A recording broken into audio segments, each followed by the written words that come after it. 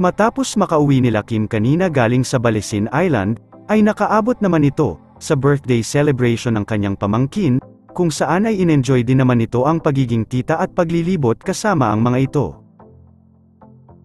Ibinahagi din ng kanyang ate ang ilan sa masasayang ganap sa kanilang selebrasyon.